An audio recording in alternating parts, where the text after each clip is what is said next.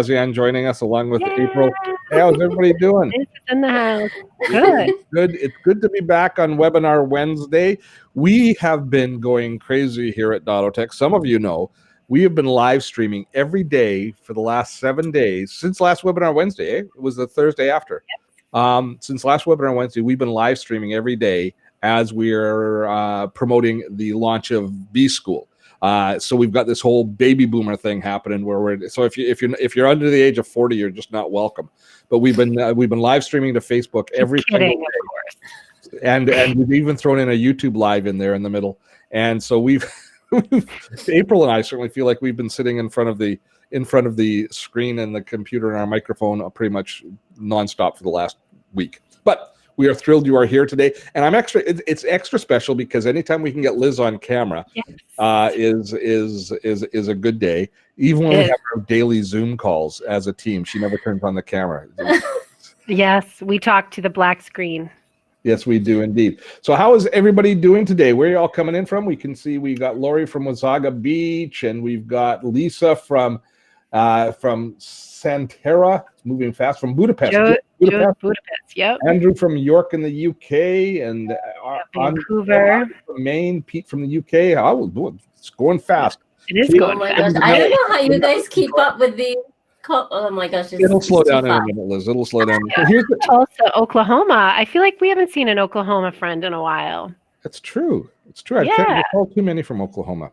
So the plan today is we're going to be talking about making your website a website you can be proud of. And the genesis of this week's Webinar Wednesday actually comes out of the work that we've been doing on building an online business around B School. And I'll fill you guys in more on that in a little bit because we'll take a moment and explain to you what's happening there.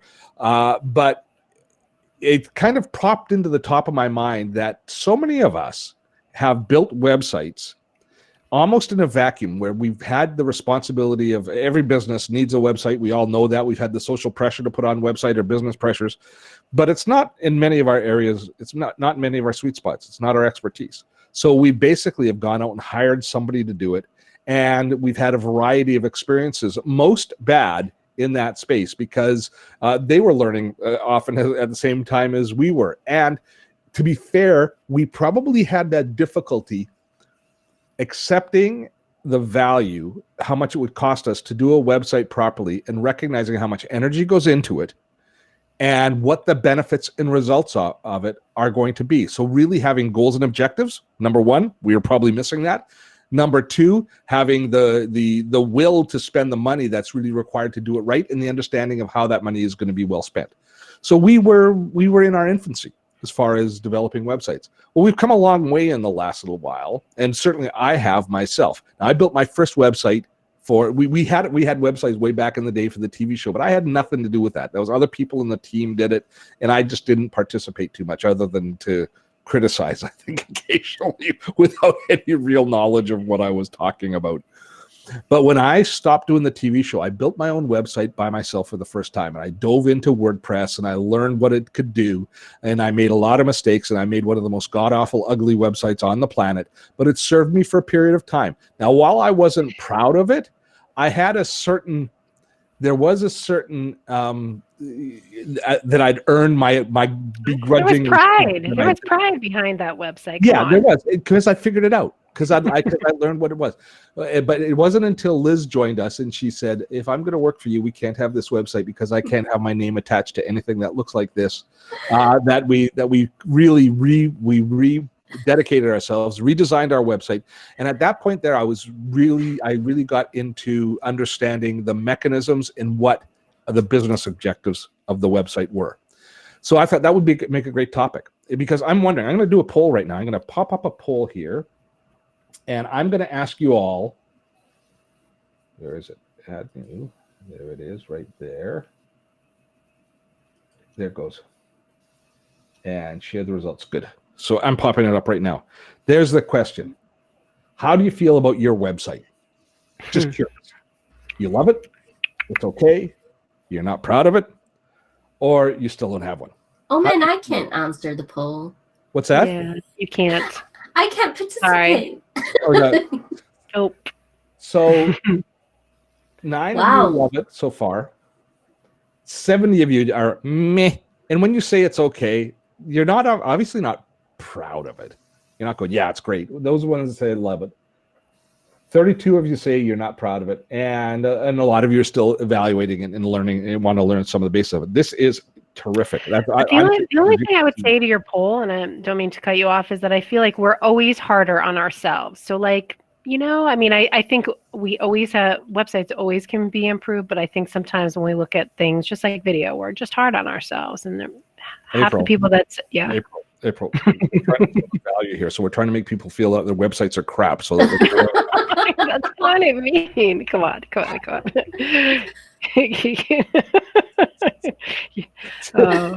Okay, how do I end the poll here? I got it going here. How do I end it? I don't see the button to end it. I don't know.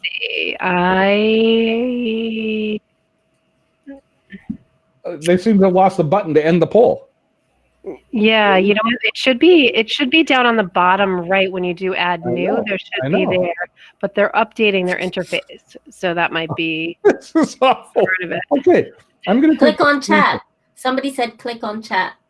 But when I click on chat, it doesn't. It leaves. I want you guys to see the results of the poll. Oh, yeah, I don't know. Okay, attendees. Because it's gone, right? There used to be a button here, didn't there, April? There was, but I wonder if it's because they added another new feature. Yeah, they just added some new features. So we'll enter this as a bug report. Oh, that's too bad. Well, we could tell them. I'm just going to grab that and watch this. I'm going to do this really quickly right now, just to let everybody know. So here it is. I am going to share with you now, very quickly. Oh, can I do it? So somebody was just saying they can definitely see the results. They can see looking at the results. Had a problem come up and need to. They can see the results, so it's fine. Oh, okay. Well, if they can see the results, I can't. As long as it's just not blocking your chat, I guess that's the most important piece. You go back into chat. No, it doesn't have it here. Okay. At any rate, I can't show it to you, but right now we've got 83%. So 48%, nearly 50% of you say it's okay. 7% say you love it.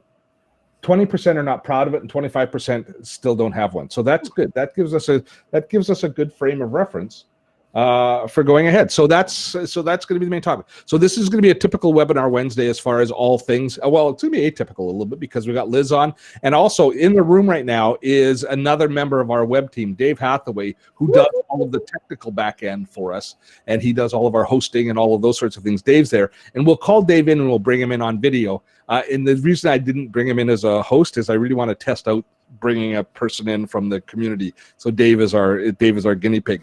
But when we get into the Q&A a little bit later, we'll hopefully get an opportunity to bring Dave in to answer questions. So he's going to be there as well as we talk about the different hosting things.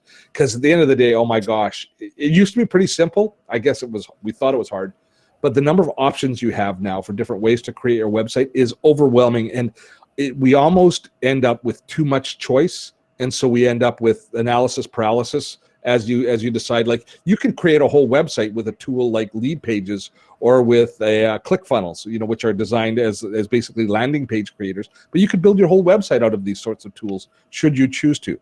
So it's no wonder that you and I are confused and we need professional help. And that's what Liz is here for. April's got a lot of expertise, and of course, Dave in the room as well. So, hey, Dave, how are you doing? Thanks for coming in, buddy. All right.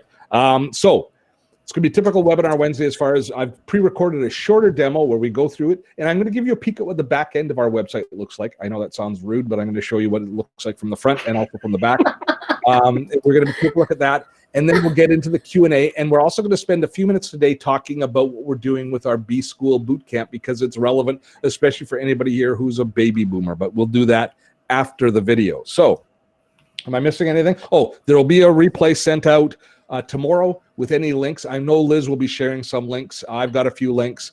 So don't worry about writing them down, because we'll send out a replay to you with all of the links to all of the different things that we are talking about in today's. And lastly, but not least, thank you to our Patreons. Oh, our patrons.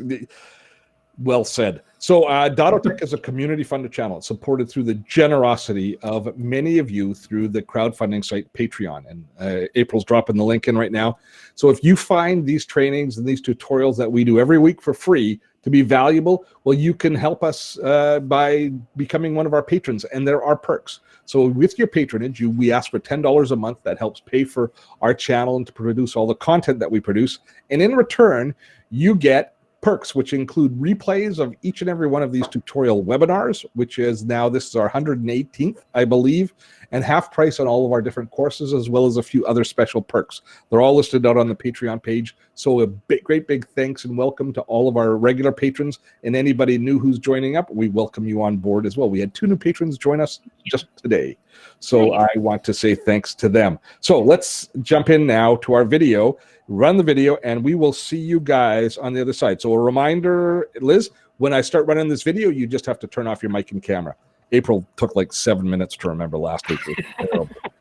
That's because I couldn't find the button. I think I've had one, two, I've probably, oh geez, I now I'm counting. I've had probably over a dozen websites in my life for supporting different aspects of business. Back from when we were first doing our TV show and the web was just starting, building a website that looked more like a newspaper, was we would just have kind of, it was laid out with current events type stuff on it, all the way through to the most current iteration of my website. We've had e-commerce websites where we had a side hustle running, where we were actually selling educational DVDs.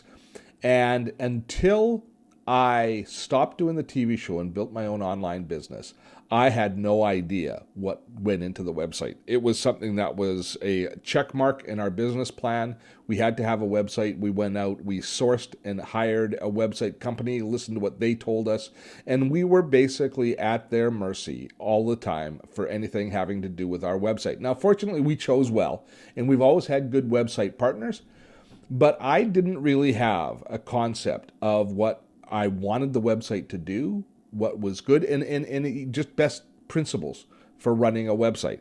Consequently, I always felt the website was something which I wasn't embarrassed by it, but I was insecure about what my website represented, and I never knew really what I wanted from it. And it was just there. It was the cost of doing business, but it was a convenience and a responsibility, probably more than anything else, as opposed to something I was passionate about. It wasn't until I started doing my own online business that I got really interested in what was going on with my website, because I really recognized that it was the key to success for my business. Back when we did our TV show, our website was not. My relationship with sponsors and the TV networks was what was key. But now my website became the key conduit for connecting with our community and our audience. And I dove in and decided to learn how to build the website myself. And that was a journey of discovery. And holy cow, did I do a crappy job. The website that I built for my own business, I worked my ass off on, but it was not a very good website. So then I was in the position where the website was something that I had. It probably did most of what I wanted, but I wasn't proud of it. It was not a good website. And it wasn't until Liz joined our team here at Dottotech that all of it came together. I finally understood all of the different elements that a website should have. We had a goal and an objective for what the website should do, and we had the talent in-house to actually build and create and craft that website. Now, part of the challenge for us comes from the fact that there are so many different ways to build your website. And we aren't going to get into a recommendation of what the best tool is today or anything like that. Although in the Q&A, we will certainly give you our advice if you ask what we think of different products. But there are so many different ways to build a website. You can build websites. I made some notes here. What are the ways? You can build a website. I don't know what the technical terms for it, but you can build a hosted website, which is a website which is being hosted on a web service provider. Typically speaking, that's going to be a web, something that's built in WordPress. And for example, our host that hosts our site is a site called Flywheel. Now, we spend a little bit of extra money to have a dedicated WordPress hosting site that is optimized for WordPress. And then WordPress is the framework that we build our website on. And then we have another website creation tool called Elementor that we use to actually create the individual web pages and to make the website look great. That's a lot of different pieces for us to learn about. There are simpler solutions where they're all-in-one hosting sites like a Squarespace, which hosts and provides everything for your site automatically, and you pay a premium for that. So that is a kind of an integrated site. And then there are also sites which are website builders which come at it from a bit of an angle, where you're building a landing page creator. It's not really designed for a website, but it's designed for conversion and converting people to your website. So people are building their own sites in tools like Kajabi as well. So there's lots of different ways to get to what your website is, to get to what happens on the page. But today, for the purpose of this, in order to create a website that you can be proud of, we're going to talk more about what goes into that website and how you compose the content of the website rather than the tool itself. Is it fair? Okay. So the number one reason of your website, well, it depends on your business objectives. But for so many of us, there is one overriding concern for our website, and that is conversion. Getting people to come to our website so that they then choose to sign up and join our mail list so that we can talk to them about doing business at some point in the future. And that conversion often happens through an opt-in or through something like what we're doing right now. Webinar Wednesday is one of our conversion engines, which we drive through our website. You come to visit our website in order to register for Webinar Wednesday, so it's all part of that cycle. That, for most of us, is the number one reason for having a website. However, small businesses, like a local business, might have an entirely different purpose for their website. They might want it to give directions on where they are available. It could be an e-commerce site where they want to actually sell their product, which are unique products. They want to inform people what their inventory is, what their specials are. There's a lot of different reasons that they might want to have people coming to their websites that are beyond conversion. But even for sites like that, getting people on your mail list is such a valuable step. So typically speaking, when you build out your website, you have to determine what assets are on that website that your community is going to be looking for, that your potential customers or existing customers are going to be looking for, and how you can effectively deliver those. So we do that through a variety of different tools and also a variety of different content types within a website. So, and again, I'm going to have to use our site as an example. So when you come to our website, I think all of the pieces of the puzzle are here for the most part. When you come to our website, you get an immediate impression of who we are and what we're all about. We're passionate about digital and technology, and we hope you are too. And there's a picture of me because it's my site. This was a really important thing that Liz and I came up with for our website. This little series of selection points here do all of the actions that I look for you to do if you come to the website. So have a quick look through. I mean, it's all here. This is a really intelligent roadmap. Join my webinar. That's the number one thing I want you to do. For our business, the biggest list building and the biggest relationship building activity we do is this Webinar Wednesdays. So that's the thing I want you to do, and that's the very first thing you see on the website. Join my webinar. Join our webinar. Listen to my podcast. Watch my videos. Right? Promote your product. We have a business where we promote other people's products in our product showcases. Learn. Now, this is what most people probably do come here for, is to learn from my resources. It might be the most important thing to you. It's not the most important thing to me, and I know that sounds kind of harsh, but it's more important for me to get you on my mail list. I certainly appreciate the fact that you're learning from me. That's what we give you, and that's where you find it. You can hire me to speak, or you can enjoy my vlog. So there they are, all listed out in order. Now, before that, we also already, as soon as you visit the site, you have the opportunity, if you look down here in the bottom, to sign up for our toolkit. Because often people want to know exactly what tools we use, and that's obviously a place that they can sign up to download this free toolkit. But most importantly for us, that's an easy point of contact for us to get your email address to start to share with you and to bring you into our system, to invite you now personally to Webinar Wednesday, so you see about all of those invites and you see about the other activities that we engage in. So those are the pieces that we put in place for our website. And then the rest of the website is just, it serves those, how many do we have here? 1, 2, 3, 4, 5, 6. It serves one of those 7 purposes. This is a website that I'm now proud of. Well, think about it for a second. It does these 4 things. It gives my community a place to come. It gives me the ability to capture their information, which furthers my business purposes.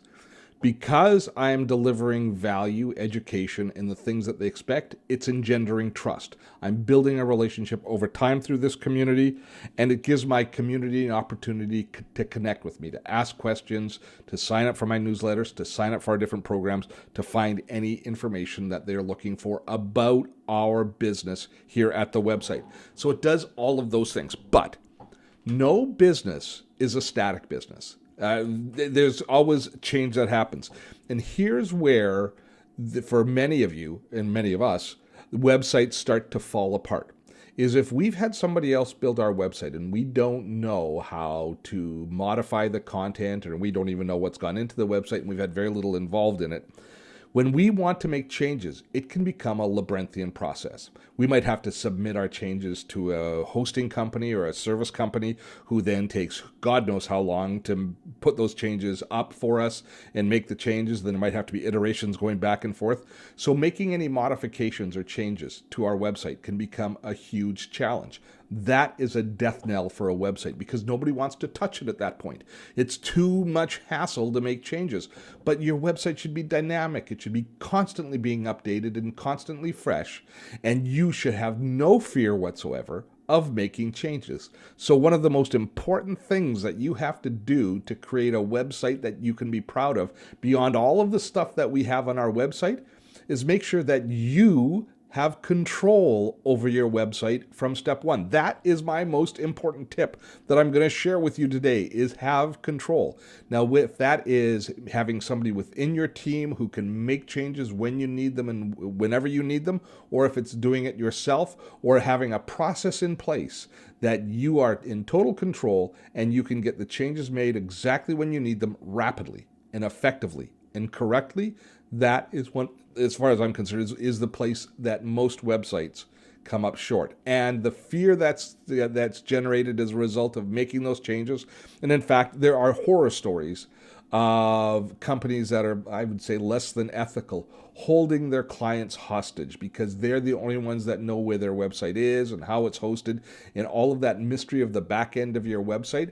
There is actual cases where they're being actually held hostage by the companies, afraid to move because they will lose everything, and afraid to push too hard to have the changes made that they want because they just don't understand the entire process. So that to me is my number one goal for you to come out of today's webinar, is understanding that you need to have total control.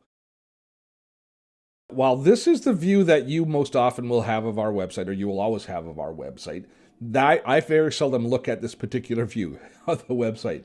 Instead, most of my time, and most of Liz's time and April's time, is spent in this view of our website, which is our management console, in this case within WordPress. And this is called our website dashboard.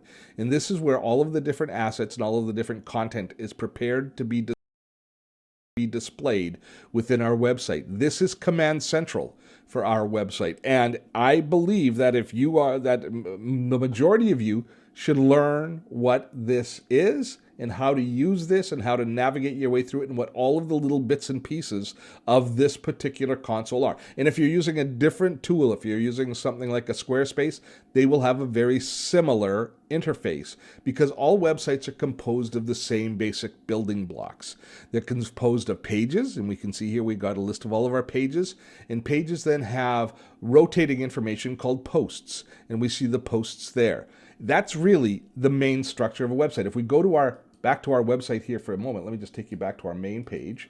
And if we take a look and we scroll down, this is our home page. So it's a page. Once we get into the pages, we have individual posts. And there, for example, are all of our podcast posts for the last little while. If I click on this podcast post, it takes me into the post, which has all of the information that I'm trying to share in that particular post. It's like a blog post, but in this case, it's a podcast post. But you see other assets come into place here. First of all, there are links. All of these are buttons that are links to outside sources so people can subscribe to our podcast going elsewhere to see how it's serving our business purposes. Here, this is something called social proof happening.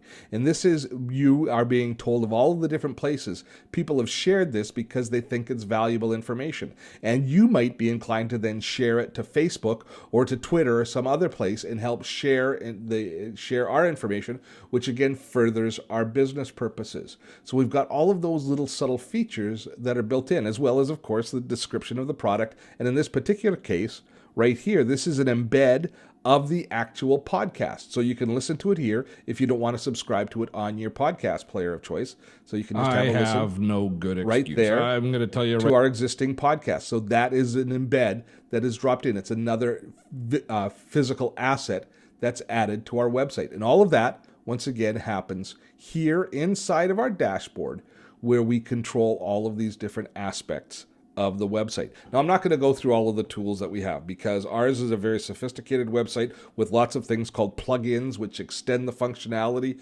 of a website.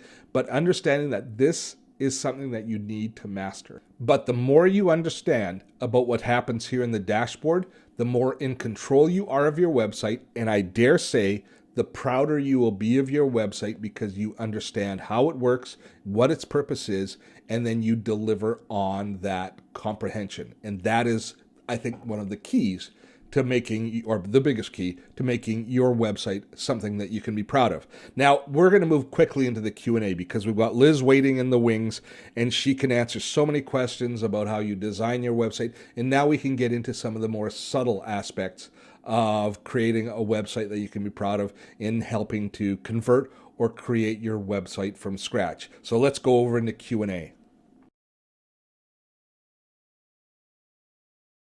Go. Lots of good feedback from everybody there. Hey, Liz. Hey. Good That was comment. fun. Yeah, I don't know how you guys keep up with I'm like, my eyes are going googly. Yeah. It's really easy for me. I just sit back and watch you guys answer the questions.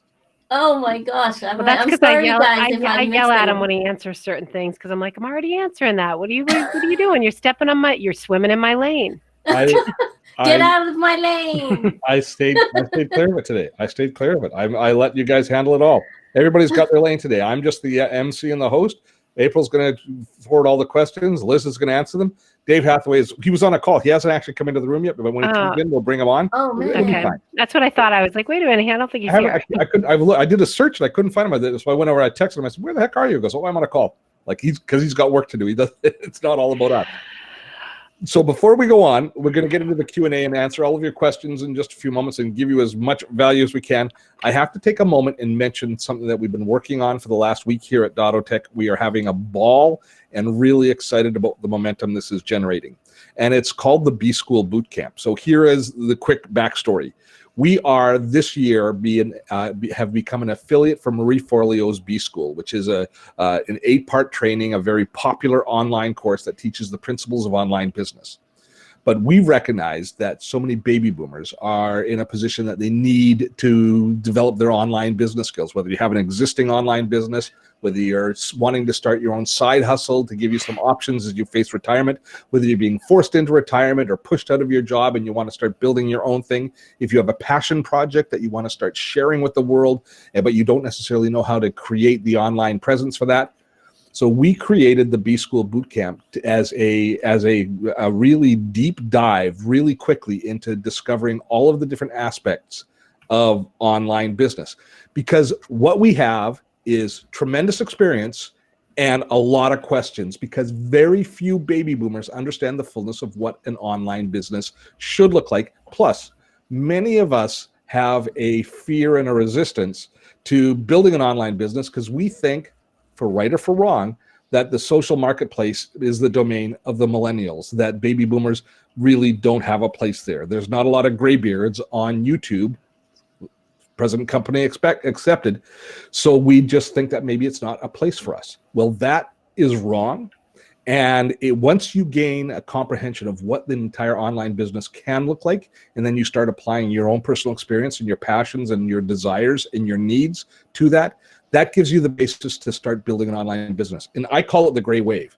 I think once baby boomers figure this out, we are going to become such a force online that it'll be momentous. And I want to be part of that revolution. And part of that is starting the B-School Bootcamp, which is specifically designed to teach Gen X and baby boomers about the online world. So right now we're just teaching you basic concepts. We're telling you we're answering your questions. We're trying to lower your barriers, your resistance.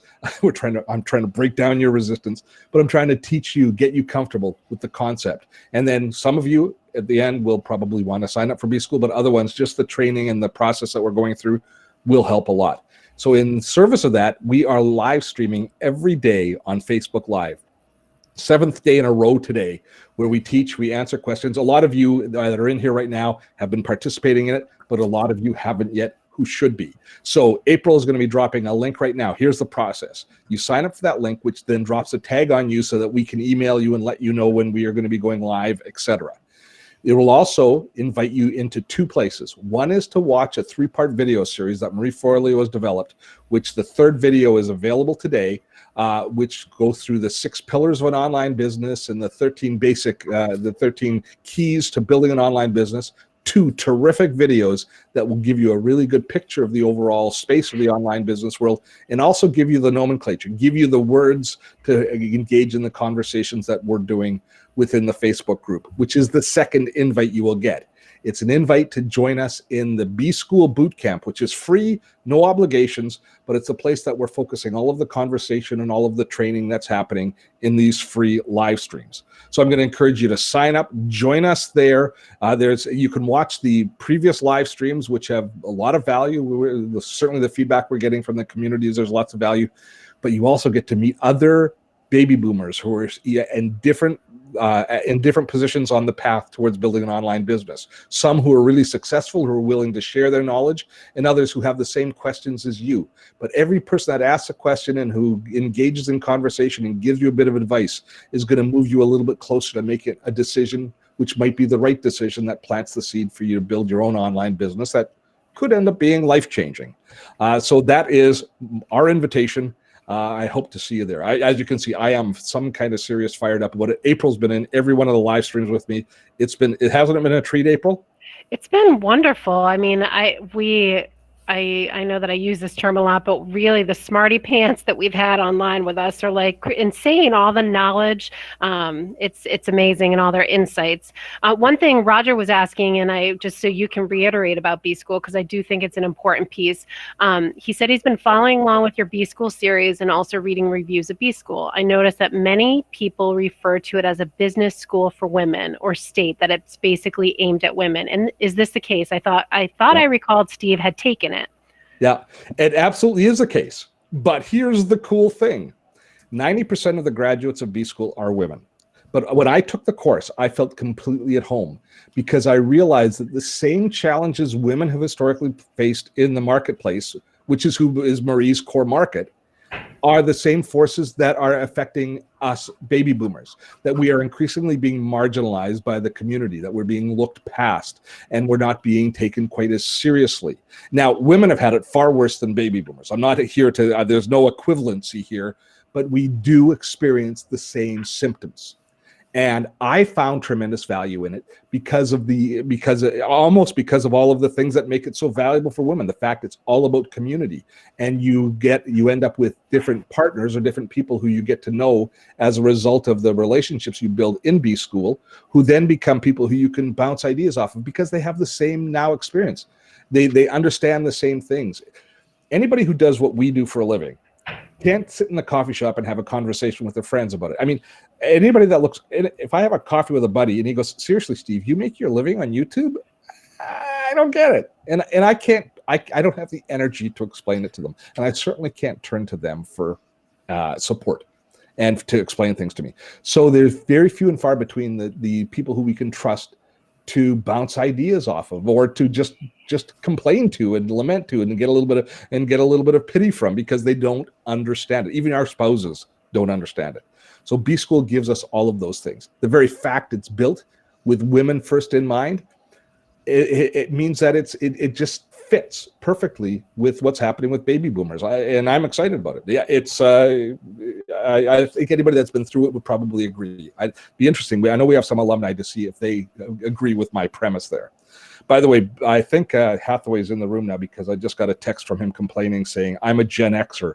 he doesn't want to be identified as a baby boomer. But Dave, you really. I am too, Dave. I'm with you. I am too. Okay, you're outnumbered. Okay, we are outnumbered. I always say Gen Xers as well. There he is. He is indeed there. So let's. So we've dropped the link. I've invited you. That's what we're going to push today. That I want you guys in that room participating in that. By the way, you don't have to take every single live stream. We received an email from a woman who was being overwhelmed. She's saying, "It's too much, Steve. You're giving me too much information. It's great, but I'm overwhelmed." And she was asking permission to not watch because I was hurting her brain. You don't have to take each and every one of them. They're there for you. You can watch the replays when they're appropriate. But, popping in and out like every other day or something like that, or a couple of times a week is perfectly acceptable. And I'm not measuring and taking attendance. You take what you need from it. It's there to support you. It's not an obligation. So the only thing I would add is that you will see for the next 28, till the end of this month, you will see more communication centered around B School. So we're going to be focusing on this right through to the end of the month because we're going to be live streaming it every day. So it is our focus. It's a product launch. At the end of the day, it's a product launch and a big part of our business year. So that's it. Okay. Ready to do questions? Let's get Dave on. Let's see if I can bring him on while we're getting ready for the first questions, and we'll even up this thing. So where was he? I saw his picture here. So how do I invite him in? I think you just if you click on his name, it gives you the option. Yeah. Only 3 webcams are currently allowed to be used simultaneously. Okay, so I can go off. I can go off if you want to do the questions. Okay, then I'll handle the questions. Okay, you go off. Kicking me off. Sorry. I'm feeling my feelings are hurt. All right, bye guys. See you in a bit. Bye. That's why we wanted to test it. Okay, so I've given Dave permission. So Dave, I don't know what the permission looks like on your side, but you can come into the room now. And hopefully you'll be jumping in. We'll see you in a few minutes. If not, we kicked April off for nothing. So let me go now. April. I can't rely on April. So here, I just got to go and pull out the questions. So let me go grab the questions. Okay. So the first question was from Lori, who says, "I'm converting to a WordPress website. What service provider do you recommend to add payment systems and lead capture?" So good, that is there. Dave, are you able? Oh, there he. I see him coming in. There he is. Hey, Dave, how you doing? Sorry about my really messy room. Holy cow, Dave's I a wasn't musician. expecting company today. So is it a Gen X thing that you're a slob? No, it's just I'm a slob. No, well, it's all music stuff. It looks messy, but it's actually you can make. It is largely music stuff, and it's mostly because we're not playing, so a lot of the gear is at home. Okay. Now I just noticed that when the questions come up, look at that. It on my screen here, it's coming up right over Liz's face. Yeah, I can see that. How dare you? Sorry. It's okay. I actually prefer it. So I'm going to take a screenshot of this because this is a brand new feature that they've just added. And I'm just going to take a screenshot of this and send it to the guys at Demio because they have been fantastic at listening to us as we go through different, as we give them feedback on the software. And I definitely want to share that particular question with them. So let's dive into Lori's question. Thanks for coming on, Dave. I'm converting to a WordPress website. What service provider do you recommend to add payment systems and lead capture? Is that really a service provider, or is that just a service that we add? I mean, it is to a degree because Stripe is a service provider in that realm. Yeah, PayPal is a service provider in that realm, and so would Shopify. Yeah, well, no, Shopify is more of an overall, shopping experience than it is, say, WooCommerce added on to a WordPress site. So they're different in that way. Stripe and PayPal are the ones that I usually use, unless a customer already has something that they're using. I've done a few places now where they were already on authorized.net. Those are probably the big 3, right, Liz? Those are the ones that I've heard of the most. Sorry, what was it again? Those are the big 3. It's PayPal, Stripe, and authorized.net. Now you're in the UK. Is there another provider that you often have sent your clients to? I would say Stripe is probably the biggest here, and then PayPal. Stripe's the one I like the best. PayPal has managed to piss a lot of people off, to be honest. And authorized.net is... We don't have authorized.net here. It's kind of old school, and it's very cumbersome. It is. I don't like dealing with it, that's for sure. Okay. Yeah. Mind you, there's like Infusion stuff as well. Yeah, you can do it through Infusionsoft, but Infusionsoft will often use their own gateway or they'll use PayPal. Yeah. So depending on your CRM, you might also have an option to plug it in there. But if you're just plugging it straight into a website, our first choice would be Stripe. Our second choice would probably be PayPal. And then people are asking about Square. Square works really well as you know. Yeah, and Square, especially if you also are doing physical stuff and you're using the Square reader and out and about. The Square is a nice interface. I hadn't thought about integrating that with the website, but that's a good point. Good. And people are also commenting here about Apple Pay. When you're set up with Stripe, you've got the options to turn on Apple Pay and Google Play within those. It's part of their process, as opposed to having to add something separate just to be able to take care of Apple Pay. Okay, good stuff. Next question is Christine, who says, over top of Liz's face, how to get engagement for the website without getting the trolls and scammers attacking the website and load it up with junk and crash the website would be a great help. Please help. I'm a happy patron here. Thank you, Christine. So I'm going to tell you right now, one of the things that we had to do, which makes me a little bit sad, is we turned off all comments on our website because that would seem to be the place that most of the trash was coming in. Now we've engaged with something called Facebook comments, so people can comment using Facebook's authorization. And there are some other chat engines that will allow you to add interaction. That's what we had to do. But what are the other things? What about the backlinks and some of the other things that people do?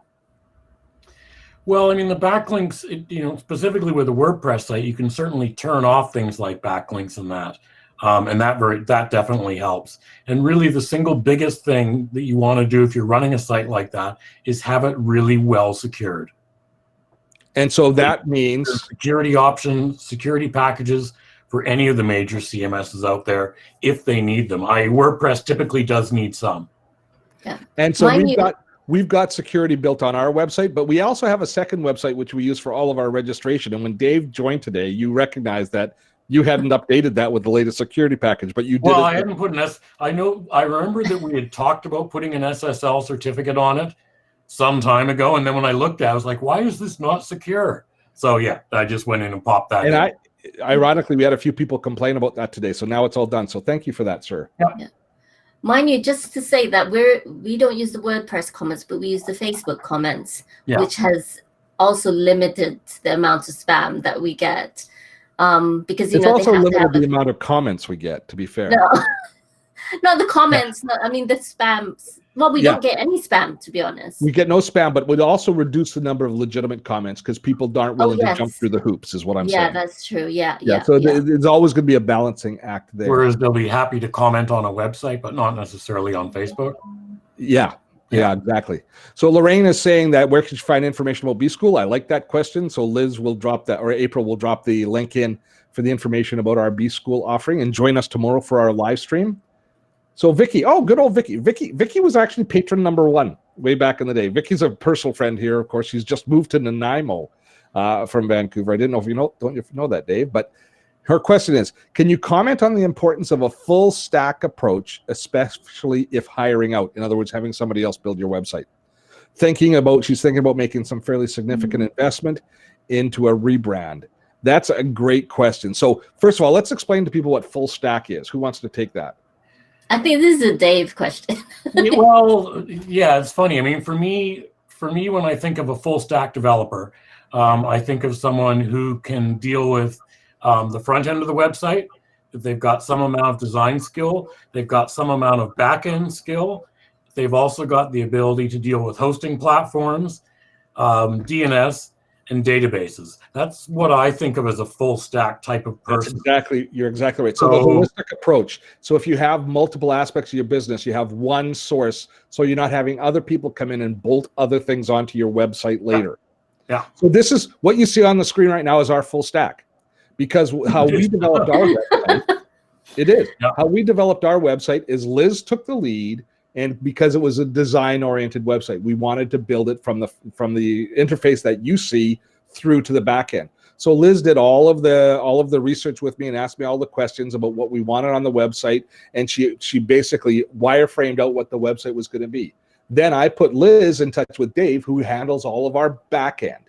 and Dave decides what web host we're going to be, so that we can to make sure that we have that our website is snappy and fast and meeting all of the different requirements that basically Google and others require. So they work together, and often they talk amongst themselves and not to me. I think they talk about me occasionally, but they each have their area of responsibility. So some companies will give you that full picture, but you can also create a full stack approach by having a couple of different suppliers. Now, one thing I will say, I think that the design should be driven from the designers, from the website, as opposed to from the back end, for the most part. That's unless you're building a site which is a full-on blown e-commerce site, like a Shopify site or something like that, where you're tying into a database with a distribution engine, where you're dealing with shipping and all of those sorts of costs, where you need that kind of really robust infrastructure underlying. Then it should be driven from the bottom up. That's my opinion. I'd love to hear what you guys say. I mean, I work in all kinds of different ways. There's times when I literally do handle every single aspect of it. There's times like in this where I just deal with technical stuff. I do work with two graphic designers in California, both who like to just simply design the site and then have me go do all the building end of it and take care of the hosting and stuff like that. So, and other times I get called in, hey, I need an hour on this. Okay, fine. But knowing a little bit about what Vicky is going to be looking for, I think she should start with design first. And she doesn't necessarily have to find a designer who's going to do it all, that it's easy to, but at the very beginning of the project, to get both sides on board.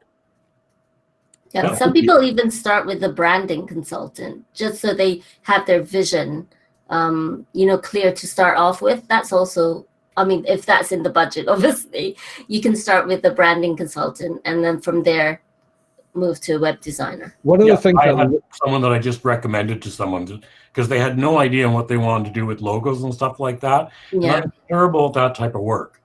Yes. And one of the things that's let me keep working is that I focus on the stuff that I do and pass off the stuff that I don't. And these people needed an entire design. So I was like, okay, well, I know a great designer. Talk to them. Yeah. And here's one of the places that you have to stop and take a step back and think about your budget, because you can get a website built really inexpensively. And you can get it hosted really inexpensively, but you get what you pay for in that particular point. I know Dave and I, for example, have had lots of conversations about where our website is hosted, about the actual, and you would probably hear of like a GoDaddy hosting or a Bluehost. There's a lot of companies out there that do it, and will do it for as little as maybe $6 or $7 a month.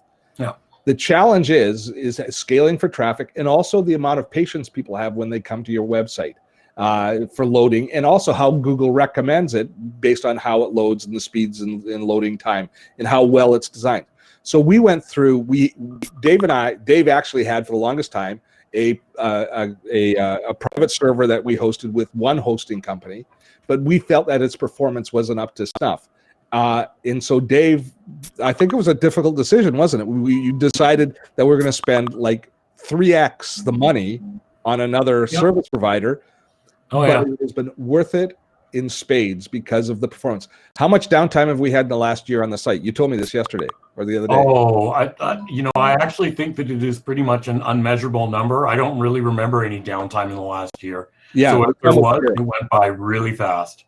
I mean, I still run that old hosting for some clients, but the vast amount of stuff that I host these days goes on to the same hosting that I've got you on, and that's been Flywheel now for a year and a half. Okay. Okay.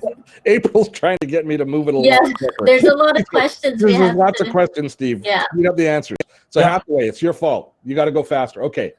So I'm going through and finding the next question. Okay. Does GoDaddy have the same features? Oh, same. It has the same feature set. It's just going to be lower performance for the most part, right? Yeah, and GoDaddy has a tendency to, I ran into one recently where GoDaddy was complaining that a fairly simple site was eating up too much of their resources, and it was upsell. Oh yeah. It was brutal. Okay. It was like, seriously, you guys? This is a simple website. Avram says, can you comment on WP Jelly? I don't have any experience on that. Do either of you? I don't know what that is. I was just going to look. No. Yeah, let's Google it. Our comment is we don't know anything about it. Oh, it looks like it's a theme designing package for WordPress. Okay, so we use Elementor here. Yeah, Liz's design package of choice is Elementor, but there's a lot of good ones out there. It's not the only one. Yeah. Sure. Yeah, it's a matter of preference. What I read, there was probably about 7 or 8 years ago, I used this package called Imagineer that allowed you to custom develop your own WordPress themes. And it was great. It worked fairly well. And, I used it for about 1.5 years and did a bunch of sites in it, and then went on and started using something else. Well, none of those old sites will work in the later versions of PHP. So now I've got to go through and recode those sites. Oh my God. Right. So I've really stopped sort of relying upon builder packages in that type of a vein. But I mean, I love Elementor. Elementor is great. Divi is great. Most of the Visual Composer ones are reasonably good. Yeah, so you make a good point, because longevity is a big deal when it comes to building your site. So if the company looks like it doesn't have a lot of installs, then they might not last the long run. So that's why you go with a big player. And then you're all of a sudden in a corner because some PHP update has broken some corner of your site. Yeah. So the next question is from Michael, and I had it over your face, but then I had to take it down, Liz, which is, how do you keep, and Dave will love this, how do you keep all the plugins from bogging everything down? That's a Dave question. Man, that can be really tough. Especially with e-commerce sites, because with WooCommerce, it's like, oh, well, I'd like to do this. Well, you add a new plugin to it, or you add yet another plugin in to solve this other one. So it's tempting. E-commerce sites get very bloated really quickly.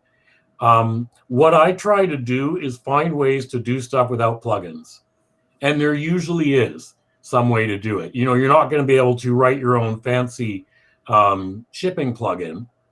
But for something that's, say, maybe just adding quantity in a different type of a way to a purchase, you can probably find a way to actually do it as a function as opposed to yet another plugin. And often the theme package that you've chosen, like an Elementor, has a bunch of baked-in pieces that will allow you to do that without adding plugins. Yeah, that has been one of the advantages of things like Elementor and Divi, is that they come with a lot of the functionality that you would use to add via plugin. You go, oh, I want a slideshow. Okay, fine, I'm going to get a plugin for that. Well, at least with Elementor, Divi, and a couple of the other ones, it's just built in now. So Chris Patton is asking, can you tell us what plugins you're using to achieve some of the eye-popping features? If you're talking about our site, the plugins aren't actually doing that. Those are all features like the way that things slide in and the way that it's all Elementor. It's all Elementor. Yeah. And mind you, Elementor also has add-ons to the actual builder. I'll put a link in the chat, and that's where you could get like additional features on top of Elementor. So Dave might have to answer the question on this. Does that make it more bloated or not? I mean, it's the same as adding a regular plugin. It does add a little bit of bloat to it, but not a huge amount. So the other aspect of this is having a little bit of discipline, recognizing what your website is there for, and then not just adding features because they're cool, but there's a real business principle behind your features. That's a discipline which we all have to return to occasionally.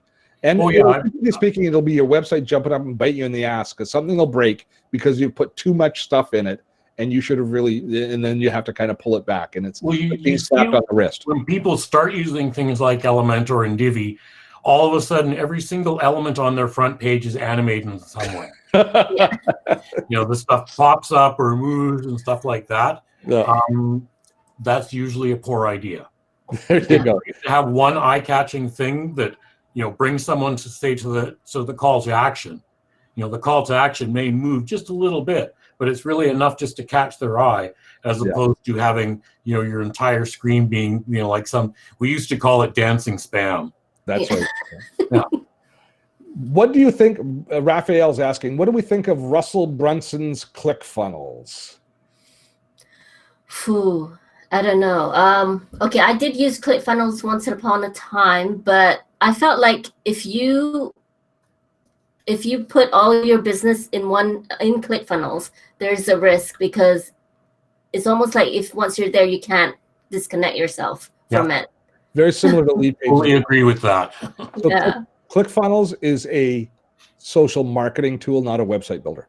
Yeah. So if you're doing funnel sales and you're moving people through those funnels and you want to migrate them from one page to another as a sales funnel, it is an incredibly well-designed tool that does a great job of allowing you to socially engineer your community to drive them towards a sale.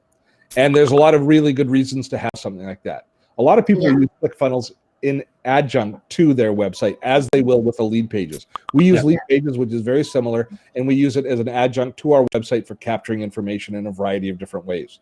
So that, I would say, the best use. It's powerful, and if you're a social media marketer and you're doing funnel sales, it's a very impressive tool. Yeah, I just have to add, April said that they have deliverability issues and they encourage spammy sales, which I kind of agree with. I didn't really want to say that in the beginning because it's been a few years since I've used it. But when I used it, I was like one of the first people to use it. It wasn't great performance-wise. They do a great job at marketing, I have to say. Like, you really get pulled in. And they do a good job of teaching you what a sales funnel should look like. Yeah, they're great marketers, that's for sure. They will teach you. So you can pick 2 or 3. Chris is asking what plugins we use. Which ones would we be lost without? I would say Yoast.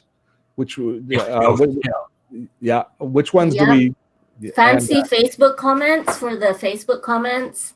Yeah, and social warfare for our social proof plugins of sharing. Yes. Yep. What else? Well, behaved lately. Sorry, awful social warfare had that awful stretch last year. Oh yeah, we had an issue with problem that last year. Yeah, that was not a good day for them. But no, but they fixed it, so we got to give that to. So and that along the line is the SEO.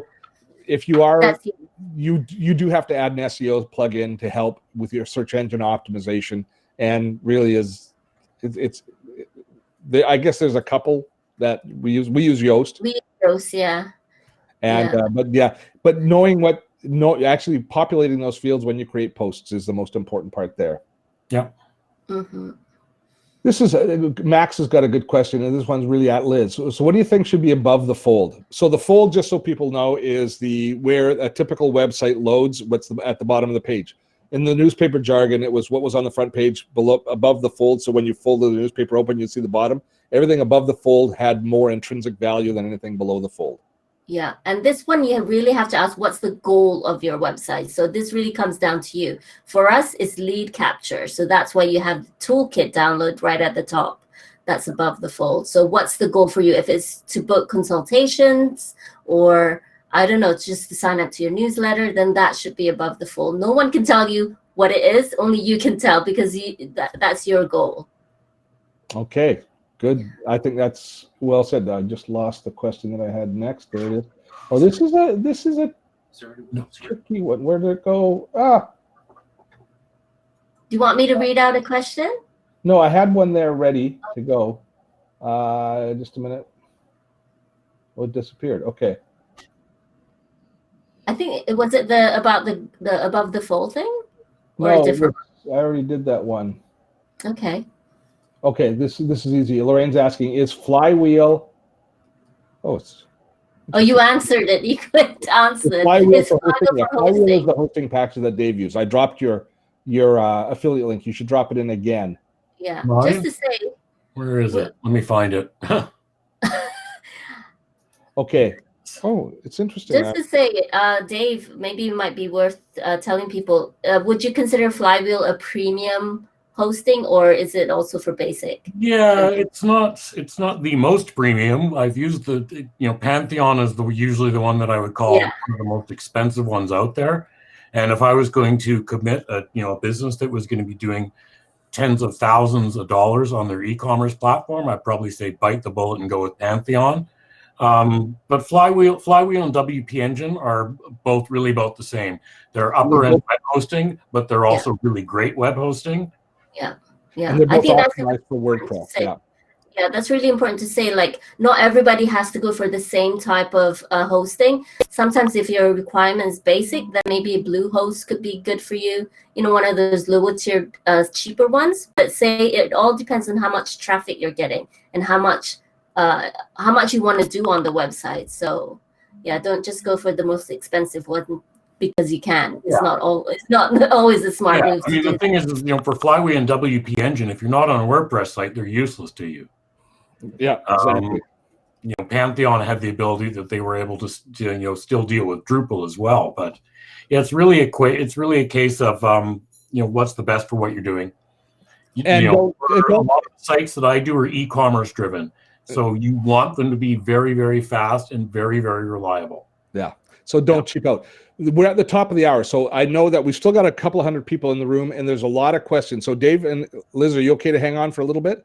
Yeah. I'm good. So we're going to let anybody who has to go now, you will get the rest of this in the replay. We'll be sending out the replay tomorrow along with the links. A reminder for those of you who have not yet signed up to join us in the B-School Bootcamp that are interested, we'll be including links in the email tomorrow, but just jump in now and get started, and hopefully we'll see you tomorrow in the live stream.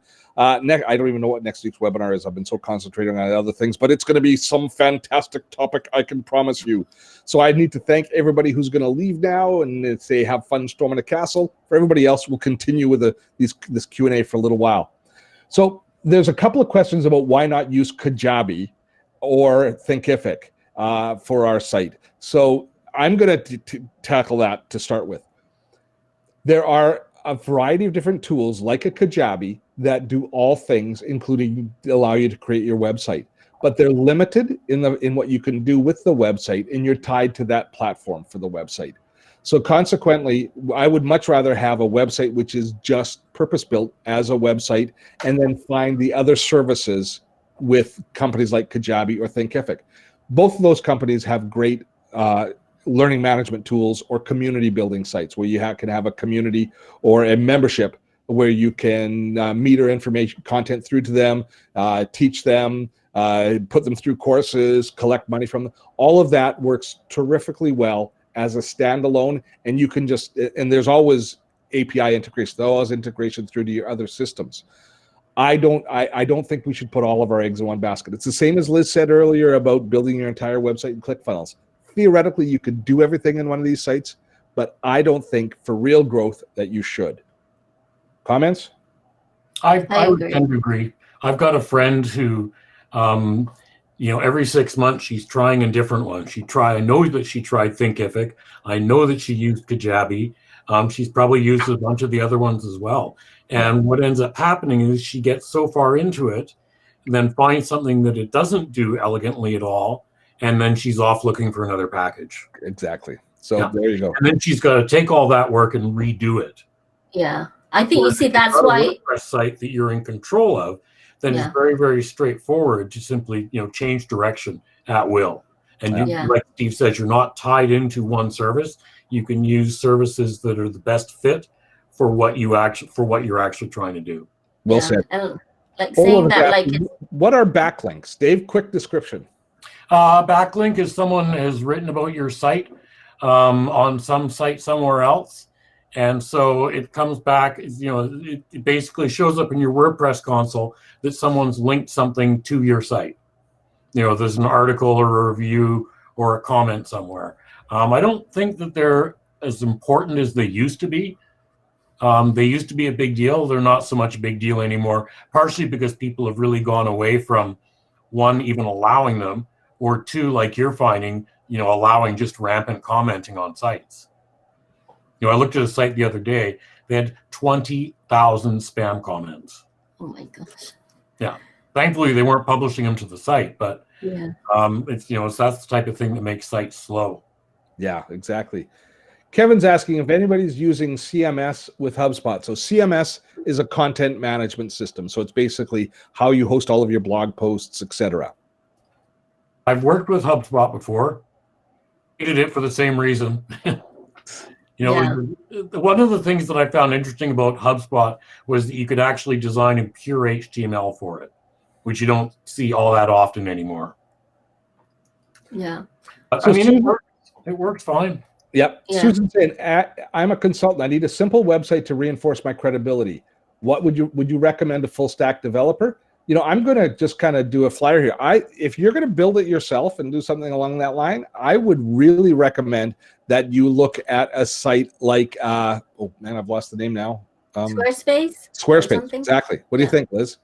Yeah, I think that's a good idea. Yeah, Squarespace it's a lot easier to create the site. They take care of a lot. I mean, you pay a little bit of a premium for the service, but if you're small and you don't really have the bandwidth to manage a team and to do all of the things in your website needs are fairly simple, I see nothing wrong with that as long as you're clear on your objectives.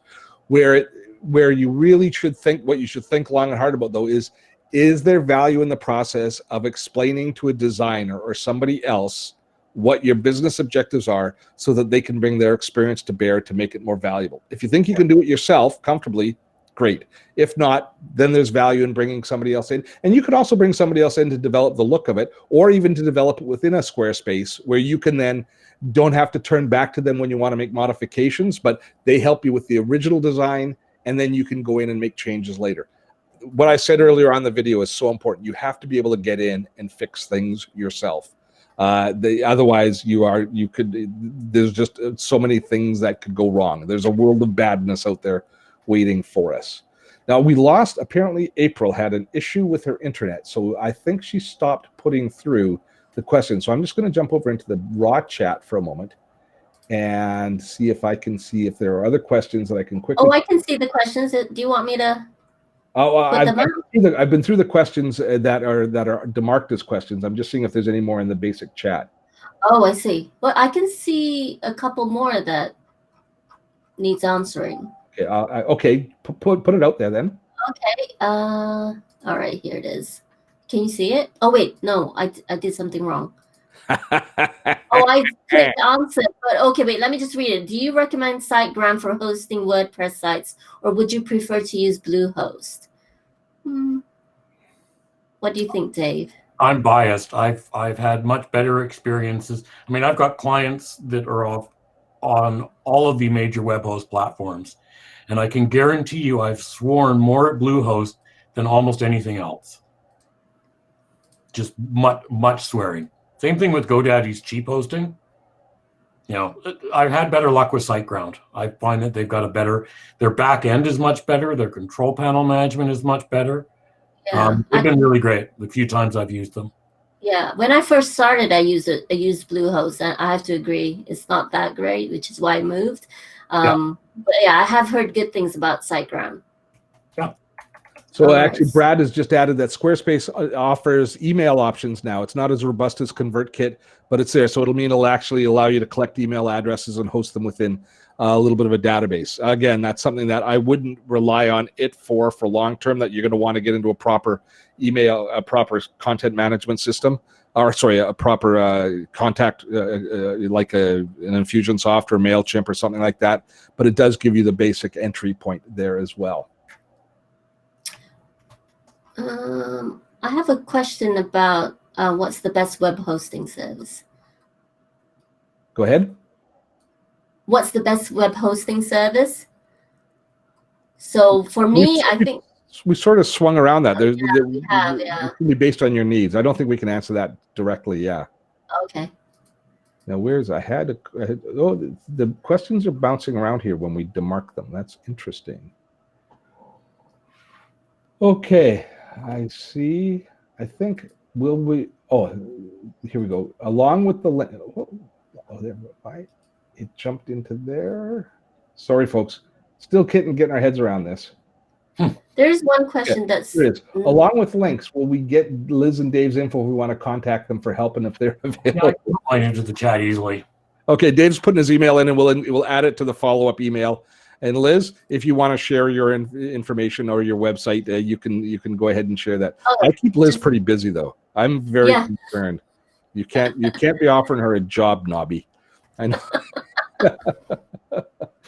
Yeah, I'm pretty busy these days. So I think we've done a pretty good job of covering this, and we're 10 minutes past the top of the hour. That's about the right amount of time. Dave, thanks for jumping on. Did you have fun? I did. Yeah. Anytime you need me to come back, let me know because I'm around.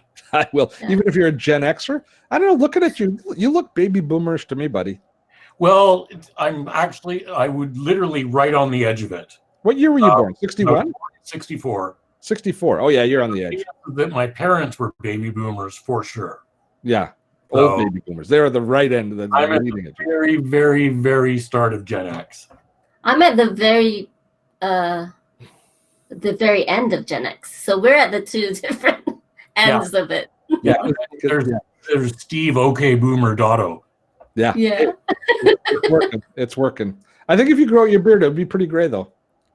Oh, if I grew a beard, it would be very gray. Well, it'd be as gray as the rest of my hair. So, yeah. You should go for it then. I'm saying vote for it. Thumbs up for Dave growing a beard. Hey, folks, we're going to wrap things up. Thanks so much, Liz. April, if you're back online, thank you. Dave, thanks for jumping in, buddy. We appreciate you and all the help that you've given us over the years. We appreciate that as well. So, folks, that's a wrap. We'll get an email with the replay tomorrow morning, along with all the links. And we will see you next week for Webinar Wednesday. Those of you who are joining us in the B School Bootcamp, you get ready for a fun ride. We're having a great time over there. You should join in if you haven't yet joined. So that is it for today. Till next time, have fun storming a castle.